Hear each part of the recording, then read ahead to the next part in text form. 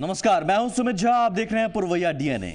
जनता परिवार के विलय की जब सुगबुगाहट शुरू हुई तब से विलय की बिगड़ती लय, लय खोता विलय, वलय में विलय जैसे टॉपिक मीडिया की सुर्खियां बनते रहे हैं। हालांकि टेलीविजन डिबेट से लेकर अखबारों के इंटरव्यू में जनता परिवार के नेता इन बातों को खारिज करते रहे हैं और मीडिया पर सवाल उठाते रहे हैं। लेकिन आज खुद जनता परिवार के नेता कह रहे हैं बिहार विधानसभा चुनाव के पहले विलय की संभावना कम है, उसमें कई पेच हैं। आज हम विलय में पेच, क्यों लय खो रहा है विलय, और विलय नहीं हुआ तो क्या होगा महागठबंधन, महागठबंधन में क्या दुश्वारियां हैं, इसकी चर्चा करेंगे। साथ ही झारखंड में जमीन की जंग पर भी बात होगी और बात बेटियों की भी करेंगे। जनता परिवार की पार्टियों के विलय के औपचारिक ऐलान को अभी 1 महीना भी नहीं बीता है कि इस पर संकट के बादल मंडराते दिख रहे हैं। समाजवादी पार्टी के महासचिव और नई पार्टी के नाम निशान संविधान तय करने वाली 7 सदस्यीय कमेटी के सदस्य रामगोपाल यादव ने रविवार को कहा कि 6 दिनों को मिलाकर नए दल के गठन का काम बिहार विधानसभा चुनाव के बाद ही हो पाएगा।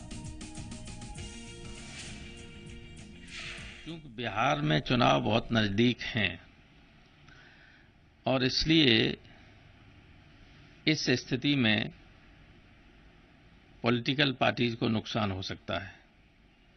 क्योंकि अगर कोई व्यक्ति विरोध करता है किसी पार्टी में, वो कहता है कि हम नई पार्टी में शामिल नहीं होना चाहते हैं, हम अपनी पुरानी पार्टी को रखना चाहते हैं, तो वो पार्टी और वो चुनाव चिन्ह उसके पास बनी रहेगी। तो नया चुनाव चिन्ह होगा किसी पार्टी के पास और उसी पार्टी का पुराना चुनाव चिन्ह दूसरे लोगों के पास होगा, तो एक कंफ्यूजन होगा। इससे बिहार में राष्ट्रीय जनता दल और जेडीयू दोनों को नुकसान होने की आशंका है। जाहिर है रामगोपाल यादव के इस बयान के बाद साफ है जनता परिवार के विलय में अभी कई पेच हैं। इसकी बिहार विधानसभा चुनाव तक आकार लेने की संभावना बेहद कम है। रामगोपाल यादव के बयान के बाद सोमवार को जब नीतीश कुमार से इस संबंध में पूछा गया तो उन्होंने भी खुलकर कुछ नहीं कहा। हां, अपनी बात को बताने के लिए रहीम के एक दोहे का सहारा लिया। रहीम का दोहा है, धीरे धीरे रे मना धीरे सब कुछ होए। कोई हड़बड़ाने से तो काम होता नहीं है। माली सींचे 100 घड़ा, चाहे वो कितना भी पानी डाल दीजिए, ऋतु आए फल होए। जब मौसम आएगा फल होने का तभी फल होगा। इसलिए इसमें धैर्य की जरूरत है और सब कुछ ठीक रास्ते पर चल रहा है। तो नीतीश कुमार के इस बयान से साफ है जनता परिवार के विलय में अभी वक्त लगेगा, लेकिन कितना वक्त लगेगा ये कोई नहीं बोल रहा है। कुल मिलाकर कहा जाए तो बिहार विधानसभा चुनाव में जनता परिवार एक पार्टी नहीं महागठबंधन के तहत चुनाव लड़ेगा। सूत्रों से मिल रही खबर के मुताबिक जेडीयू और आरजेडी 100 सीटों पर चुनाव लड़ सकते हैं, जबकि बाकी की बची 43 सीटों पर कांग्रेस, एनसीपी और सीपीआई को दी जा सकती है। खबर यह भी है कि महागठबंधन सीएम पद के उम्मीदवार की घोषणा नहीं करेगा। यानी फिलहाल जो तस्वीर दिख रही है वो जनता परिवार के विलय के खिलाफ ही है। हालांकि इसके बाद भी आरजेडी प्रमुख लालू प्रसाद यादव कह रहे हैं विलय को लेकर जो टेक्निकल बातें हैं उस पर बात होगी और उसका हल निकाला जाएगा। विलय में भारी टेक्निकल अड़चन मामला फंसा हुआ है। इसका समाधान करने में टाइम लगेगा। टेक्निकल सवाल आया है, इसलिए तुरंत इलेक्शन है यहाँ पर बिहार में। तो बिहार में दोनों पार्टी के विषय में उन्होंने कहा है कि अभी तत्काल में आप लोग आपस में गठबंधन बना करके और चुनाव का लड़ें और सब लोग सहयोग करेंगे इसमें, और इसके बाद से आगे इसको आगे बढ़ाया जाएगा। अब इन तमाम तरह की इस तरह की बातों पर हम लोग बैठ करके बात करेंगे। तो ये अभी यही स्थिति है, टेक्निकल मामला फंसा। चलो, तो विलय होगा, धैर्य रखिए, टेक्निकल बातों पर आपस में बात होगी और हल निकाला जाएगा। ये तमाम बातें जेडीयू और आरजेडी के नेता बताने की कोशिश कर रहे हैं, लेकिन विलय का समय क्या होगा ये कोई नहीं बता रहा है। तो सवाल ये है कि तमाम कोशिशों के बाद क्यों जनता परिवार के विलय का पेंच फंस रहा है। पहला पेंच चुनाव चिन्ह को लेकर। अगर जनता परिवार के 6 दलों का विलय होता है तो सभी 6 दलों का नाम, झंडा, निशान फ्रीज हो जाएगा। अभी विवाद की स्थिति है। हो सकता है कि आरजेडी से निकाले गए सांसद पप्पू यादव अपने पास आरजेडी का चुनाव चिन्ह लालटेन रखे रह जाएं और इसी तरह जीतन राम मांझी के पास जेडीयू का तीर रह जाए। ऐसे में वोटरों के बीच कंफ्यूजन होगा। संभावना है कि ऐसे में जनता परिवार को वोट, उनके विरोधियों को चला जाए जनता परिवार का वोट। ये बात जनता परिवार के बड़े नेता भी खुलकर मान रहे हैं।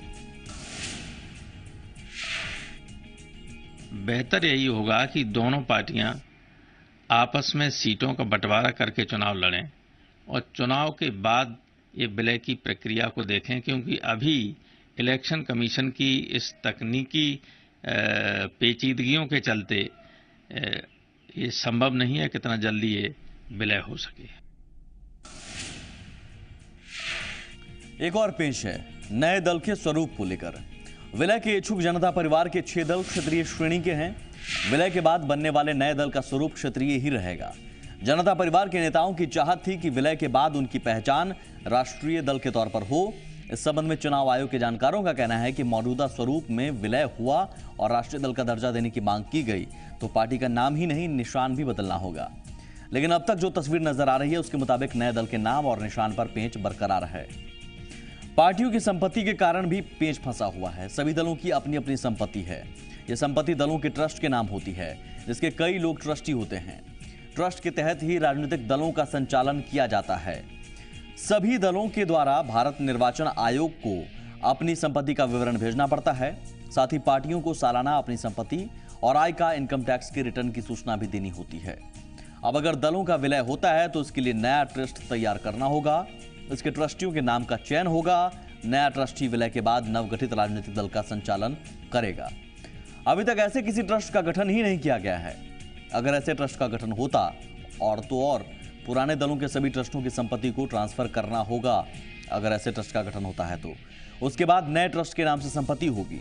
इसी नए ट्रस्ट के माध्यम से विलय के बाद गठित पार्टी का संचालन किया जाएगा और इसकी सूचना भारत निर्वाचन आयोग को देनी होगी। इस कारण सभी दलों के विलय की इच्छा रहने के बाद भी विलय की प्रक्रिया पूरी करने में 7-8 महीने गुजर जाएंगे। कहा जाए तो जनता परिवार के विलय में कई तकनीकी पेच हैं और तकनीकी अड़चन ने जेडीयू और आरजेडी को मजबूर कर दिया है कि वे अब गठबंधन के तहत ही चुनाव लड़ें और अब इसकी खुलकर पैरवी भी होने लगी है। लेकिन उस गठबंधन को भी कई चुनौतियों का सामना करना पड़ेगा। चुनौतियां क्या हैं? सीटों के बंटवारे पर पेच फंस सकता है। सूत्रों के हवाले से अब तक जो खबर है उसके मुताबिक जेडीयू और आरजेडी 100 सीटों पर चुनाव लड़ेंगे और बाकी की बची 43 सीटें कांग्रेस, एनसीपी और सीपीआई को देंगे। अब इस फॉर्मूले पर आम राय बना पाना महागठबंधन के लिए मुश्किल होगा। हो सकता है विधानसभा चुनाव के दौरान कई सीटों पर फ्रेंडली फाइट देखने को मिले। अगर फ्रेंडली फाइट होती है तो इसका फायदा एनडीए को होगा। अब सीटों पर क्यों फंस सकता है पेंच? दरअसल इसके पीछे कारण है। 2010 के विधानसभा चुनाव को याद कीजिए। जेडीयू को 115 सीटों पर सफलता मिली थी।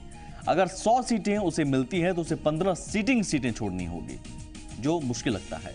अगर महागठबंधन के तहत जेडीयू अपनी सीटें छोड़ता है तो हो सकता है उसके नाराज विधायक दूसरी पार्टी का दामन थाम ले, जो किसी भी स्थिति में महागठबंधन के लिए सही नहीं होगा। 2010 में आरजेडी को 22 सीटें मिली थी और करीब 80 सीटों पर उसके प्रत्याशी दूसरे नंबर पर थे। इस तरह 102 सीटों पर उसकी दावेदारी मजबूत है। 22 सीटों वाले आरजेडी को 115 सीटों वाले जेडीयू के बराबर सीटें मिले। ये जेडीयू के कई नेताओं को शायद ना पचे। हो सकता है इस मुद्दे पर आगे जेडीयू में विरोध हो। अगर ऐसी स्थिति होती है तो यह महागठबंधन के लिए कतई बेहतर स्थिति नहीं है। बिहार विधानसभा चुनाव के पहले जनता परिवार के विलय की स्थिति साफ नहीं है और अगर महागठबंधन होता है तो चुनाव लड़ने का कोई भी फॉर्मूला बनाना आसान नहीं होगा। अब देखना है बिहार में बीजेपी के खिलाफ विरोधी मोर्चा कैसे चुनाव लड़ता है। हम यहां रुकेंगे एक छोटे से ब्रेक के लिए। ब्रेक के उस पार बात होगी जमीन की जंग की।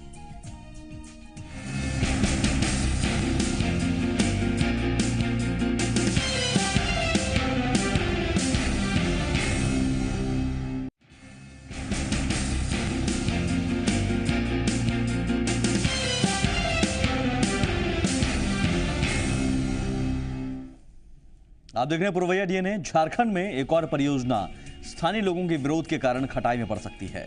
जमीन के बदले जमीन की मांग को लेकर ग्रामीण ग्रेटर रांची के निर्माण का विरोध कर रहे हैं।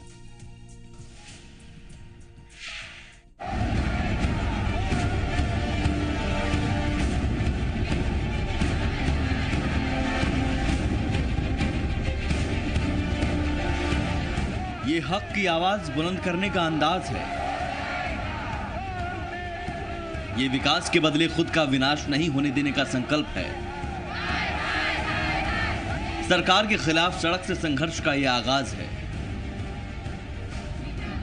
हाथों में पारंपरिक हथियार और जुबान पर हक के लिए जंग लड़ने की जिद। ये वो आदिवासी हैं जिनके हक के नाम पर सियासत तो खूब होती रही, लेकिन विडंबना देखिए कि अपने हक के लिए सियासत के खिलाफ इन्हें सड़क पर उतरना पड़ा। विकास के नाम पर ग्रेटर रांची बनाने की सरकार की योजना है। इस योजना के लिए नामकुम क्षेत्र के 42 गांवों की 39,682 एकड़ जमीन अधिग्रहित की जाएगी। वहीं रांची और खूंटी के 10 गांवों की 5700 एकड़ जमीन का भी अधिग्रहण होगा। नामकुम क्षेत्र से 42 गांवों से 39,682 एकड़ जमीन ग्रेटर रांची के लिए लिया जा रहा है। उसके अलावा रांची और खूंटी से जो नई राजधानी बनाने का बात हो रही है, उसमें 10 गांव है, उसमें 5,700 एकड़ जमीन अधिग्रहित करने का जो सरकार अखबारों के माध्यम से अभी प्रचारित कर रही है, हम इसका पुरजोर विरोध करते हैं। लेकिन इस योजना के नाम पर आदिवासियों को खुद के उजाड़े जाने का डर सता रहा है। इसलिए इन्होंने हजारों की संख्या में पारंपरिक हथियारों से लैस होकर डीसी कार्यालय का घेराव किया। ये जमीन के बदले पैसे की बजाय जमीन की मांग कर रहे हैं। हमारे आदिवासियों को उजाड़ के जो नया ग्रेटर रांची बसाने का जो बात आ रहा है, हजारों हजार आदमियों को उजाड़ के वो नया ग्रेटर रांची बना रहा है। तो हम सरकार से जानना चाहते हैं कि क्या वो हमारा जमीन के बदले वो जमीन देना चाहता है, ये हम लोग जानना चाह रहे हैं। और जमीन के बदले में हम लोग को जमीन मिले, उसके बदले में हम लोग को पैसा नहीं चाहिए। परियोजना आदिवासियों का CNT एक्ट का उल्लंघन है, 5वीं अनुसूची का उल्लंघन है, पेशा कानून का उल्लंघन है और सुप्रीम कोर्ट के फैसले के अनुसार आदिवासी और दलित का जो जमीन है खेती का, उसको सरकार अधिग्रहण नहीं कर सकती है। इसीलिए हम अपना आजीविका, अपना पहचान और अपना जिंदगी हम लोग नहीं खो सकते हैं। हम अपना संघर्ष करेंगे और ग्रेटर रांची का हम लोग रद्द करने का मांग को लेकर आज यहाँ पर प्रदर्शन कर रहे हैं। राजधानी रांची की सड़कों पर आदिवासियों की आवाज गूंजती रही, लेकिन इनकी आवाज बनने का दम भरने वाले सियासतदान कहीं नजर नहीं आए। बहरहाल देखना है कि विकास के नाम पर बसाए जा रहे ग्रेटर रांची की कीमत क्या आदिवासी चुकाएंगे या आदिवासियों को उनका हक मिल पाएगा। आशुतोष सिन्हा, जी मीडिया, रांची।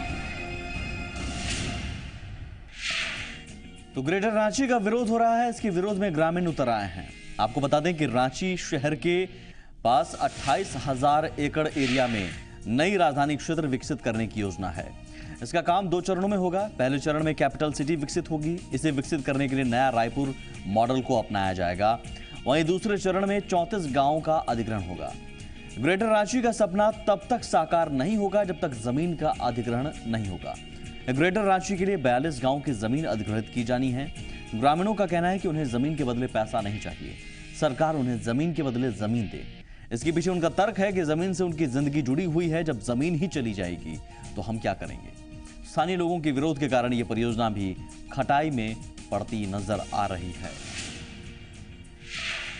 एक छोटा सा ब्रेक लेंगे। यहां पर बात बेटियों की करेंगे ब्रेक के बाद।